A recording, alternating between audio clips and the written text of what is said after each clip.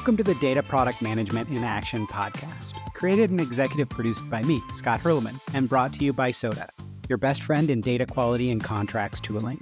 We created this podcast to serve as a place for actual practitioners bringing product management practices to data, whether that is to AI and ML, data products, platforms, or everything else in data, right? And it's to dig into the nitty-gritty of product management in data, but in fun and dynamic conversations.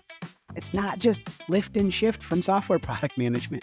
We have a great set of hosts for you that are also practitioners, so they can really get into those specifics and dive deep and get you the information you want to know rather than just high level, here is what a data product is.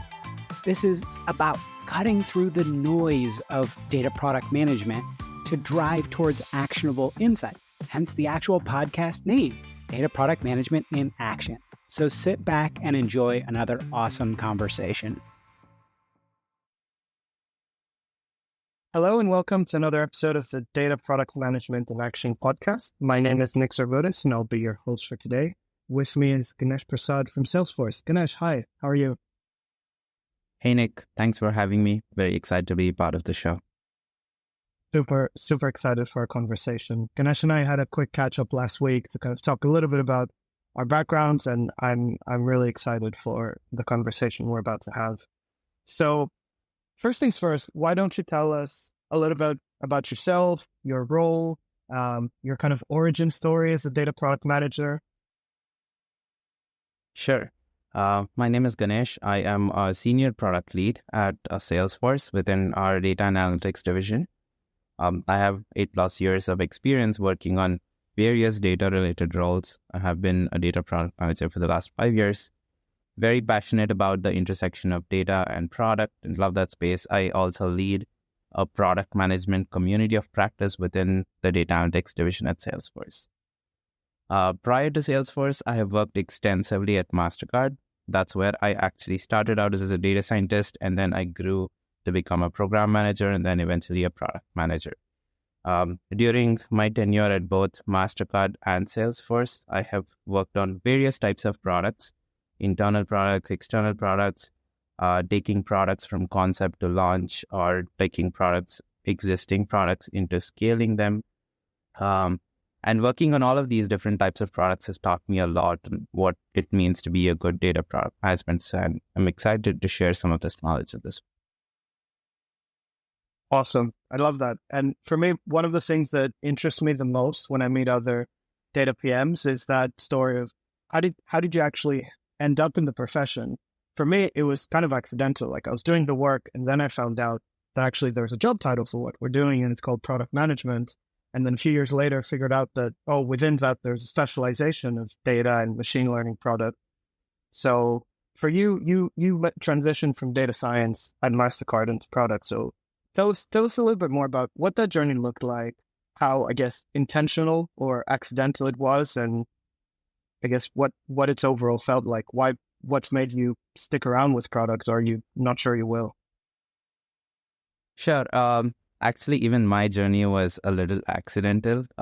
When I actually started transitioning from a data scientist into the product world, I didn't even know what product management was. And I was not at that time, I didn't even know that I wanted to be a product manager. Definitely feel differently now. When I actually started my career at MasterCard, I had my own defined projects of building analytical reports, building models and all that stuff as a data scientist. But I was also involved in a lot of other side projects. I was very vocal about the things that we could improve in the team compared to what is the state of the art in the industry. And I was pretty vocal about expressing my thoughts. And I was lucky enough to have leaders who just gave me the space and opportunity to go and implement whatever I had ideas on. And I started building some of these things. So they started trusting me and my abilities to own things, lead things. And they started giving me more and more of additional work in addition to my day job, such as evaluating startups that we can integrate or partner with, running hackathons, running educational series and stuff. So in fact, at one point, I ran hackathons that had like 1,000 to 2,000 participants within Mastercard. So that was pretty big impact work that I was doing in addition to my job as my side job. And I actually got a lot of confidence that I could do some things and own things that are beyond what I'm typically defined to do. And that's where my leaders also started pushing me to say that I can do beyond what just a typical data scientist or a developer would do, and started asking me to explore some of these program management, product management opportunities. And my EVP actually went on to start the AI team at Mastercard. And I wanted to be part of his team. I had a very nice working relationship with him, and I just wanted to be part of that space. And then he told me he wanted to offer me this role of the program manager on the team. And I signed up because I just wanted to be part of that team. And that's how my transition from being a data scientist into the product world started. And my role there was to figure out various business use cases where we could start applying AI within Mastercard, and how to build prototypes of that with the data scientists to actually make an impact on the business. When I started this role, I did not know what I was doing. It was a very common imposter syndrome where when I was in engineering, I clearly could see what I was building and could measure the outcomes. But in this role, I felt like I could not clearly understand what I was doing. But I think eventually I started taking a few courses. I started understanding what product management itself is. And then eventually I understood that I discovered myself, and I felt that my specialization is actually connecting the dots between engineering, business, product, and all of these things together to actually deliver an outcome. And I actually was really good in that. And that's why I feel like product is the perfect space for me to be in, where I can actually connect the pieces across the different parts of the company to really build something that can lead to positive outcomes. So really love product and having a role that can actually bridge the gap across the different teams. I really love that. And for me, it's super relatable, right? The feeling like you don't know what you're doing. I mean, for me, it's still true most of the time. Like, of course, now I've kind of embraced it. I understand that often that's because we're working in new domains, or because our teammates are usually more specialized at the things that they're doing than us, who is a kind of generalist in the middle. I'm really curious, when you had that, I guess, kind of leap in confidence in what you're doing. You mentioned that you took classes, but it was also through the work you were doing. How much of that came from learning from other product managers, or did you very much have to do a mix of figure it out on your own and look outwards to courses and other resources? I think it was a mix of both. That was the time when I started feeling the very strong need for mentorship. So I actually started asking around my own leaders to help me find mentors within the company, externally. So I started getting a few mentors who just guided me in the space. Definitely taking some courses helped. And it gave me this confidence, because when I started taking these courses, I realized that the knowledge I needed was something that I actually had.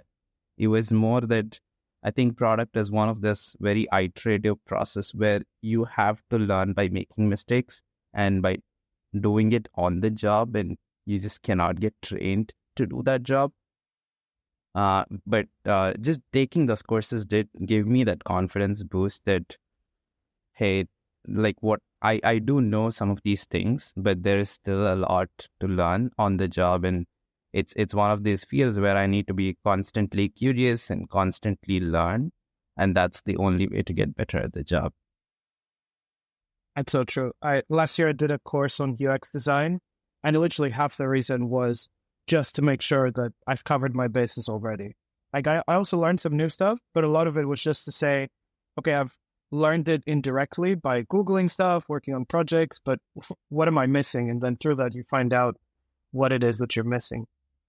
I want to go back to something that you said when you kind of introduced your story and your background. You mentioned that you've worked on both internal and external facing products. And for me, this is a fascinating distinction because on the one hand, I kind of go, well, it's all the same. It just has different labels. We call them colleagues, not customers. We call them sponsors to our budget or doing a cross charge instead of selling.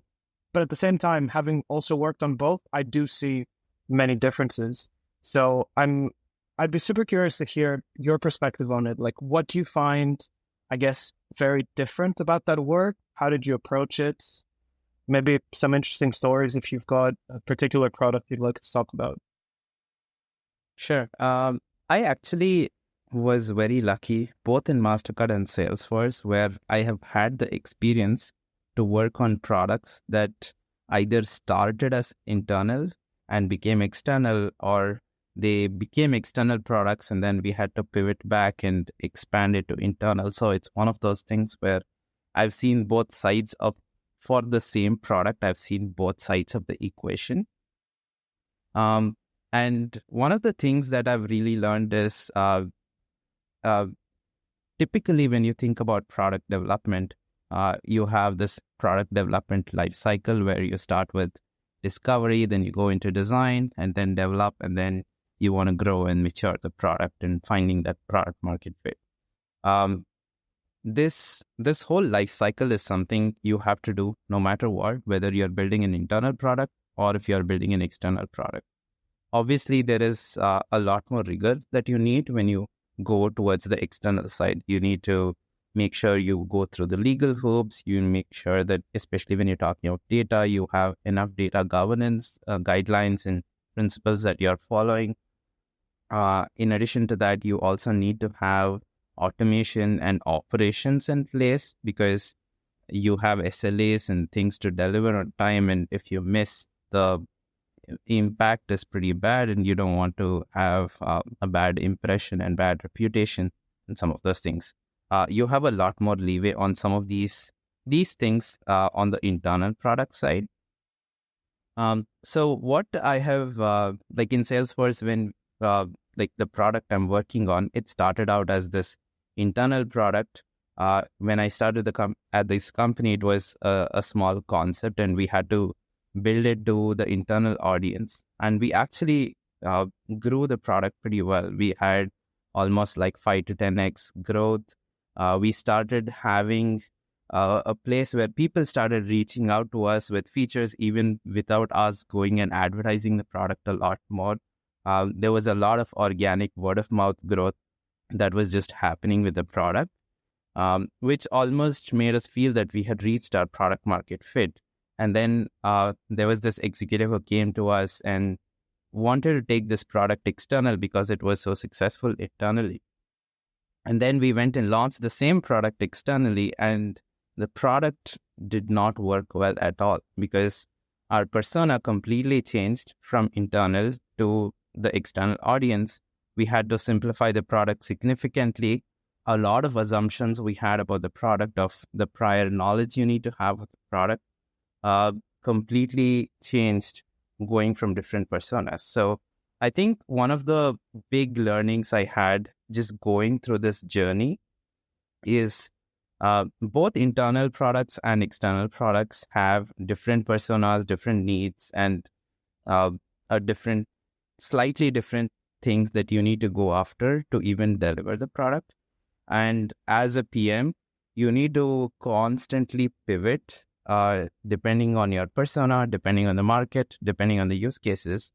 And it's kind of fun in a way because you're constantly in this discovery mode, and doing interviews and talking to customers really helps you understand and discover what the product needs are, and like try to pivot to the right direction. And that's also the interesting part of the job. So just doing that pivot and making sure that you build a product for the right audience, for the right use cases was my biggest learning. And just going through that experience has helped me understand that building a product is not like a sequential flow, but it's a very, very iterative flow that you need to constantly experiment, pivot, and come back, whether that is going from external to internal, going from internal to external, and just go about the process of constantly being curious about what your customer needs are and building the right thing for the audience. That's super interesting. And I really want to jump on that topic of kind of talking to users and getting feedback. But before that, I don't know if you're allowed to tell us, but what is this product? Are you allowed to share some detail just to put some color in the example? Sure. So this is a product that we give to our customers in Salesforce. It's called the Customer Success Scorecard. It is available. Like you can think of the product as being very similar to a credit score, where we give a rating about your health on how good you're performing in order to make sure that you're completely successful in using the Salesforce product itself.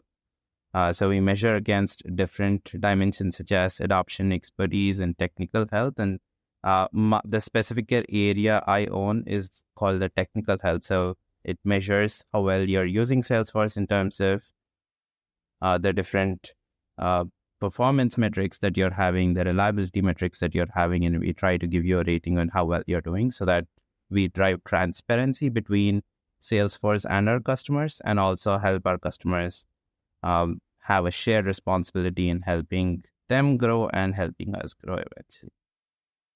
That's very cool. So you mentioned that it started as an internal product. Was it literally the same kind of scorecard just for your internal, like, I don't know, your account managers to see how is each customer doing and maybe whose hand do we need to hold better? It was the same kind of information and now you just gave it to your customers. Is that right? Exactly. So it started out as an internal product to help our support teams prioritize the customers that they have to go after. And when we went external, we just exposed the same thing to our customers so they themselves know where they stand, and they can also self-diagnose and also talk to our support team. So it's a more shared responsibility of us getting them to success rather than us just giving this to our success team who eventually go to customers. That's really cool. I guess for everyone listening at home, it's a good question to ponder. If there's something that you've built, but it's not for your end user, but more for yourselves to make your life easier, maybe it's to automate some process, give visibility on data quality. Is this something that actually your customer might benefit from as well? I know for sure we have some stuff that at the moment is not mature enough to be customer facing, and we're very much developing it with a view of eventually giving it to customers. But in the meantime, it's super useful just to make sure that we send customers the right data. We maybe proactively advise them on what they should be receiving from the get-go. But I really like this as a kind of sniff test to apply on internal products and tools that you might have. Very cool. Earlier, you mentioned that one of the things that's super important to how you're developing this product is listening to your users and doing that continuous discovery to understand what works and what doesn't.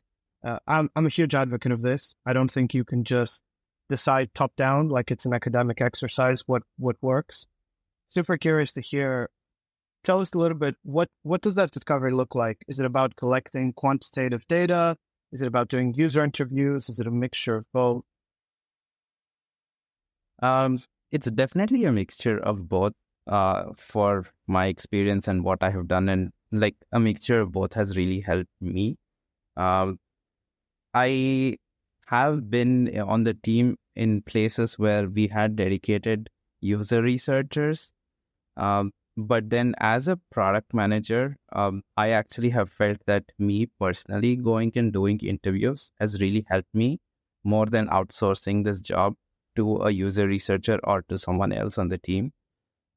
Especially when I start on new products, or especially when we are in these critical pivot points where we want to make decisions whether we want to continue in a direction or not. Like doing these interviews personally has helped me really get a feeling of what the customer is really wanting from the product more than just reading through documentation and just getting the second-hand information. So I'm a high advocate of doing discovery practices and constantly talking to customers. In fact, I used to set targets on a monthly basis that I had minimum number of customers I just wanted to talk to all the time. going back to the previous question, we were talking about internal versus external products. And one of the spaces I have been in even when we were in external products, we had internal personas who were kind of proxies to some of these external personas. And you have a lot more easier access to these internal personas to talk to. So when we usually do customer interviews and when I usually go and talk to folks, I have a mix of internal and external personas because you get a lot more different perspectives. So segmenting users and understanding different perspectives really helps in getting that diverse thoughts. And a lot of times internal folks can tell you a lot of nuances that the external customers might not want to tell. So if you have proxies of external customers internally, they are a great resource to leverage to really understand what the customers are feeling and implement that on your products as well. Yeah, it makes a lot of sense. I see it all the time. It not just internal versus external. There's some people that are just more open to being blunt, and others that maybe think they don't want to hurt your feeling, or maybe it's going to affect some commercial negotiation, whatever else. They keep their cards closer to their chest. Makes a lot of sense. I have also had even when you go and talk to customers, you'll start realizing that every company has different cultures, and there are some cultures which are very open, some cultures that are not open. So, it's a mixed bag. So you need to just understand how to probe, how to read in from what they actually say, or not just listen in equally to all sorts of customers. That's another learning you'll have by doing your user interviews yourself. For sure. That's so true.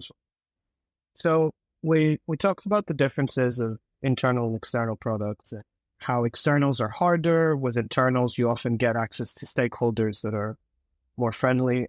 I'm curious, were there things that you found, besides access to users, easier when you were on the internal side compared to a product that has external users?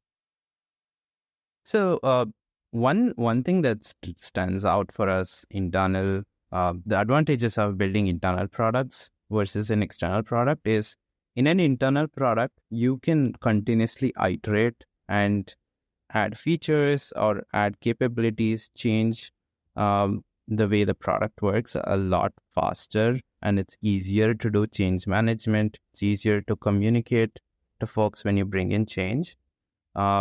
It's very, very hard to iterate when you have an external product, because there are so many other downstream applications of how the product is getting used. And every time you bring in a change, you have to do a whole lot of communication, change management, a whole lot of processes in order to bring in the change, and you can't just iterate and try new things. So often what we end up doing, and what I do in my product right now, is we almost use the internal version of the product as a playground for ourselves, where we can continuously iterate, try out new things, experiment that for internal folks, see whether it sticks, see whether it grows, whether that's the right feature, get it to a good state, and then release it to the external audience. So that way you can have the best of the both worlds, and also continue to understand two different personas. That's really cool. And that kind of dogfooding, trying your own product, it makes so much sense for me. I'm curious, what's this sort of lag? So if you release a kind of beta feature for your internal users, how many weeks or months might it be until it makes its way into general availability? Is it like a few weeks, or could it be much longer than that? It's definitely in months. It's not in weeks, at least for our products. Our release cycles are like once in 3 months, where we want to bring in major changes. So yeah, that's a pretty long time for us to bring any change, unless it's like critical bugs. Our general approach is to not bring in a lot more features beyond our typical 3-month release cycles. So that's where we try to experiment a lot more on the internal side and have everything ready. And then in that 3-month release, we try to bring the features that actually work. Makes sense. It's like a very thorough version of user testing, I guess, because people are actually using it, not just testing it. So continue on the theme of kind of exploring the contrasting experiences that you've had. How have you found the difference working now for kind of big tech, digital first company like Salesforce to a company like MasterCard that I'm guessing is more of they're very tech heavy now, but of course they didn't start off as a technology business however many decades ago MasterCard was founded. Yeah. First of all, I would say I worked in big tech and MasterCard, which I would almost put in sort of a financial world bucket. And I think big tech and finance are probably the two most mature industries in terms of understanding data, investing in data, and actually effectively using that to drive their business. So I think I've had experiences where either of these industries are actually already pretty good compared to where they do stand. In terms of the major differences between the two types of cultures and two types of industries, what I've felt is like typically when we think about data products, I can almost bucket data products into two groups. Data products that actually support business decision making, which is mostly in the space of analytical products. And then there are data products that can drive automation. And this is more the world of machine learning and AI and all the other new technologies that are coming up. From my experience, the financial industry, and I've seen this very good at MasterCard, they are very mature in terms of using data for driving business decision making. So every single team in MasterCard used to somehow use version of some data to make business decisions. So I think people there, all the leaders there, really understood how to make decisions using data. But at the same time, not a lot of these decision-making data products need to be very, very well-mature software products per se. They can be slightly scrappy. They are just meant to support that decision, but they don't need to be stood up on a very regular basis. So that's the kind of products I used to generally see in MasterCard. It's slightly different on the big tech, where actually their maturity is very much on the automation space. So they have very, very good maturity of how to build data products that can actually drive automation, or products that stand up and can be operationalized very well. Even data products that can become software products eventually. So that's the big difference I've seen from the culture standpoint. And what that means from a product management standpoint is, if you go and read up about general software management practices, all the different standard books that you read, they very much talk about the typical software product management practices. And you can see that very well done in the big tech companies. Like, you have this whole team that actually has come together with all these engineers and developers and designers. They come together to build a product. But at the same time, in the finance industry, the maturity of building the product is not always in that grain, unless it's a very important product that the company wants to really sell to external customers. So that's it can be a little chaotic sometimes in those, or it can be a little scrappy. But nevertheless, you still have access to good data, and you're still building products that can drive a lot of impact. That's one of the major differences. And obviously, finance is a lot more regulated industry. So I think working at MasterCard, I had to work very, very closely with legal, with data governance. I had to meet these teams almost on a regular basis to just iterate and build the product. The regulation is not that rigorous in the tech world. So I think we have a little more room to iterate and go faster and build products that can go to the market, and then we can continue to iterate from there. I'm really curious, touching on that last topic of regulation. For me, for sure, if you're a software team, then yeah, if you're heavily regulated, there's probably tons more governance hoops you need to jump through, approvals you need to get. And of course, that'll be true for a data team as well. But one thing I've seen about businesses that are heavily regulated, like financial services, is those regulations also enforce a much higher quality of data, at least for a lot of cases, not everywhere. And so in a way, being in a data team, you're kind of benefiting off that because people are forced to have well-governed data sets. There's data stewards assigned to them. Are you seeing that? Or would you say that in your experience, the kind of data quality, I guess, in the big tech companies you've worked at is also something that's prioritized highly? I 100% agree with what you just said. The data quality and the rigor that was there at MasterCard is actually unparalleled to what I've seen anywhere else, and that is definitely a result of the regulation that's there in the industry, because it's the regulation there is almost like a well-oiled machine.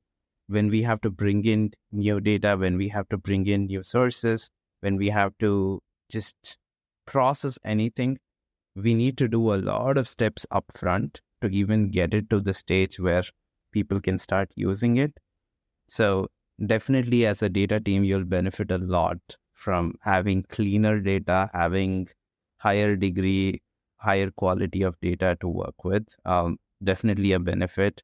It's not that well defined in the tech world.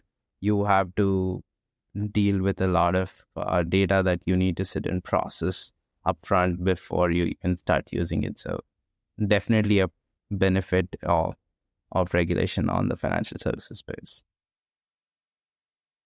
Yeah, makes sense. For me, in a very different dimension, I'm grateful for the privacy regulations we have in Europe, partly as a consumer, because I like knowing what companies can and can't do with my data.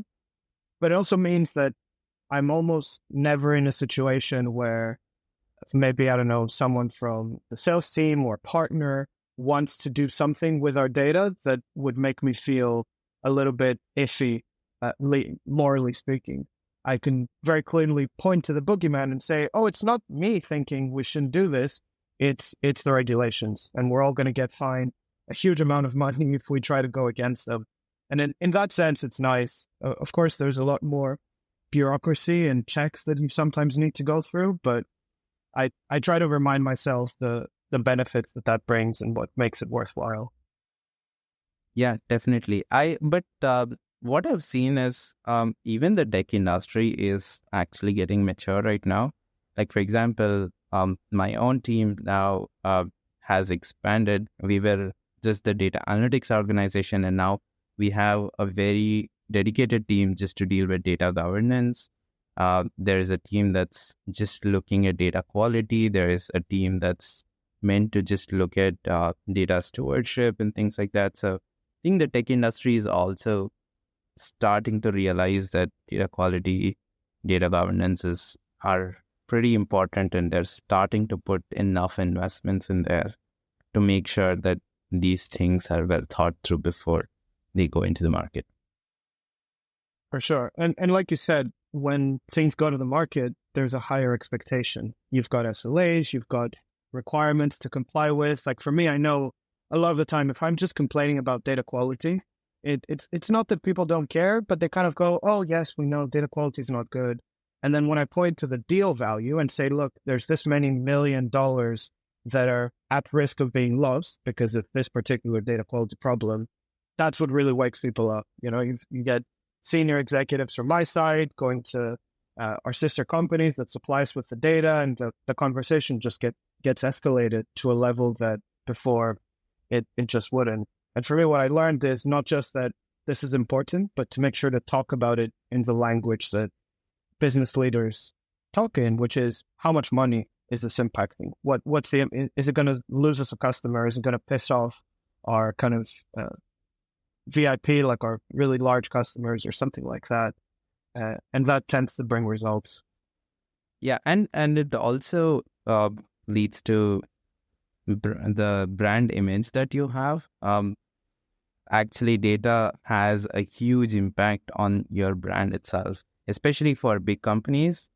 trust is their number one value, and data actually can help a lot in driving or decreasing the trust with your customers. And I think if you can actually communicate that angle as well, if you cannot quantify the dollar value so easily, I think the brand reputation and the trust can be easier selling points that you can actually tell to advocate for data quality and a higher degree of data governance as well.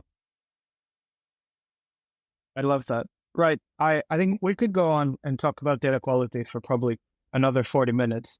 But I'm conscious of time. So why don't we move to the last bit of our chat, which is a lightning round. So first question, where can people find you if you want them to? Do you want to direct them to your socials or your company?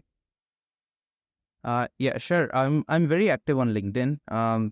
At least I'm a passive listener on LinkedIn very regularly. So if folks want to reach out to me on, I think LinkedIn is the best platform.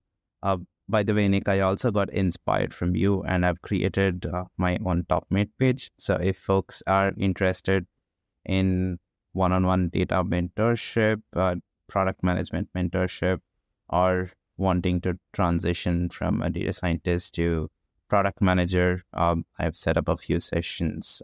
So anyone is interested, they can reach out to me on schedule time on TopMate. But LinkedIn is a place that I'm usually regular and I respond there. That's awesome. I really love that you're paying it forward and helping others in the field. Next question. What's a tool or technique that has really helped you in your career as a data product manager? I'm leaving this broad. I don't know if it's a piece of software or just a concept that you found useful. I don't know if I have specific tools per se that actually would stand out a lot, but there are definitely some of the things that I have done that people have really appreciated and have constantly recognized for it. Some of the small things. So, for example, every time I'm in a meeting, I try to make sure I take notes and I pass on that meeting notes to all those who joined. And this has helped me in a lot of ways. One is usually when I join new teams, like this is an easiest way that I can actually contribute to the team. And it also drives a lot of alignment. A lot of issues that actually happen when you're building a product is miscommunication and misalignment between folks, even though you would have generally agreed.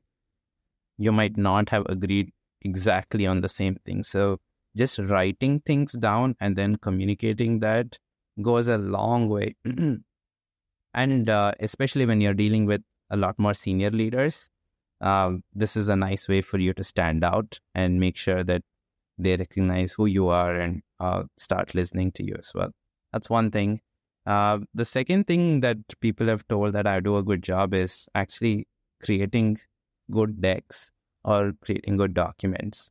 And I think one thing that I actually am good at is actually understanding who my audience is and create content according to their needs. So I've actually had to do decks for very, very senior leaders, executives, and C-level folks.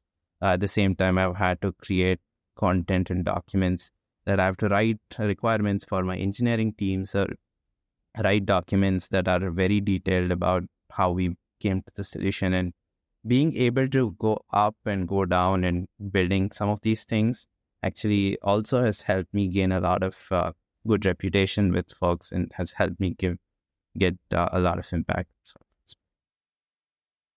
I love both of those so much. I can't stress just how much I agree and endorse them as things that you should do, as things to encourage others in your teams to do. I think writing it down is so powerful. And yeah, I think it's probably the most accurate stereotype about data folks and probably technical folks more generally, that we're not very good at presenting to our audience. We want to show just how hard the problem we solved was. And meanwhile, the executive is like, I don't care and I don't really understand what you're talking about. Yeah. What about, so you mentioned... sorry, I was just going to say it's a hard skill to master. I definitely don't think I am expert in that, but it's a journey you need to take to just go through to make sure that you constantly try and iterate to actually get to like being good in writing documents, understanding your audience, and catering to the right folks. 100%. I've accepted I'm never going to be 100% good at it. It's just about getting a little bit better every day. So earlier you mentioned that the kind of standard product management books, and I wanted to ask, is there a book that you would particularly recommend to data product managers, or some other piece of media or content? So I have a few types of resources that I actually feel I've gained a lot and I've learned a lot from. I have subscribed to Reforge, which is a platform that trains product managers. They have really, really good content in there if you want to go very deep into specific topics such as product strategy or getting into product growth and things like that, that you can actually go very deep and understand for your very specific use cases. I think the content there is some of the best that I've ever seen. I also listen a lot to Lenny's podcast. I have found that a lot of guests that he come are highly reputed guests. And LinkedIn is, again, the platform I use a lot. So what I usually do is whenever I listen to Lenny's podcast, I try to start following those folks that he interviews on LinkedIn. And most of these folks generally have good content that they write. And that is how I've actually discovered a lot of books as well. So love the books from Marty Kagan, like Inspired, Empowered, all of that stuff. The other book I would vouch for is Continuous Discovery Habits from Teresa Torres. That's also a great one to really understand how to get better at user discovery and talking to customers. Awesome. I love all those recs. I was on Reforge last year. I listened to Lenny's podcast all the time, and both Marty's and Continuous Discovery Habits are some of my favorite product books. 100% endorse these recommendations. Awesome. Ganesh, thank you so much. It's been such a pleasure having this chat. Thanks for taking the time to speak. And yeah, is there anything else you want to? I mean, I really had a nice time talking to you. Thanks for having me. The one last thing I actually want to say is, I know we talked a lot about product management today and product management practices. But if you've read Marty Kagan's Inspired, he talks about this concept of product mindset, and he talks about this concept of empowered product teams, where it's product mindset is not just the job of a product manager, but it is actually the job of everyone on the team, whether you're a developer, whether you're a designer, whether you're a PM. And I 100% agree with that statement. So for anyone listening to this, whether you're a PM or not, the one thing I would actually like to say is product mindset is the core takeaway from product management in general. And it's something that you can practice whether you're a PM or not. And just practicing that can take you a long way in your career, wherever that is. I love that. Ganesh, thank you so much. And thanks to everyone for listening at home. Thanks a lot, Nick. Thanks so much for listening. Hopefully you got some great actionable insights out of this episode. We're so excited to dig deeper into data product management and its many facets. If you want to engage more with the show, you can follow us on LinkedIn and check out Soda's website at soda.io for more related content around product management in data. And if you are a practitioner bringing product management practices to data and want to potentially be a guest, please check the show notes for a link to apply. And as always, we strongly encourage people from underrepresented groups in tech to apply. Much as I'm a handsome devil, we don't want all our guests only looking like me. So again, let's get excited for more digging into data product management in action.